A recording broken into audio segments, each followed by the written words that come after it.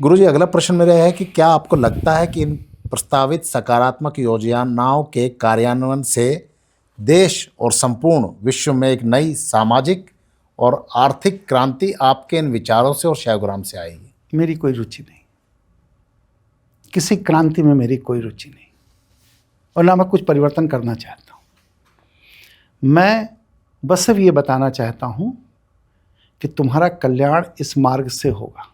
तुम्हें अपना कल्याण करना है तो उस मार्ग का अनुगमन करो, नहीं करना है मत करो, काल के प्रभाव में नष्ट हो जाओगे जैसे तुम्हारे पूर्वज हो गए। और अगर तुम अनुगमन करोगे तो भगवान शिव की कृपा होगी, तुम्हारा चेतना का स्तर उत्तरोत्तर विकसित होगा, जिससे तुम्हारा जीवन सुखद होगा, जीवन का संघर्ष कम होगा। मैं कोई क्रांति नहीं करता, कोई दुकान नहीं चलाता, कोई कॉरपोरेट हाउस नहीं चलाता, मुझे कोई इस तरह का गिरोह बनाने की कोई रुचि नहीं। ये प्रश्न इसलिए भी पूछा गया गुरुजी क्योंकि ओशो जो थे क्रांतिकारी विचारक हुए, इस सदी के सबसे बड़े दार्शनिक हुए।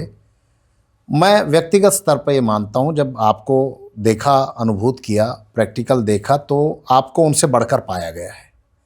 लेकिन ओशो ने अपनी मार्केटिंग ऐसी की कि लोग उनके प्रभाव में विश्व के विश्व आते चले गए, लेकिन आपने कहीं भी अपनी मार्केटिंग नहीं की। मेरा कहना यह है कि जिसको आवश्यकता है वो खुद ढूंढ कर आपके पास आएगा। जी।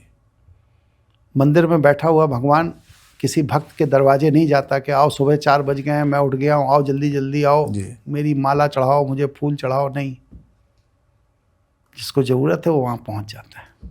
और ओशो ने सनातन जीवन शैली, सनातन धर्म पर कोई काम नहीं किया। बिल्कुल।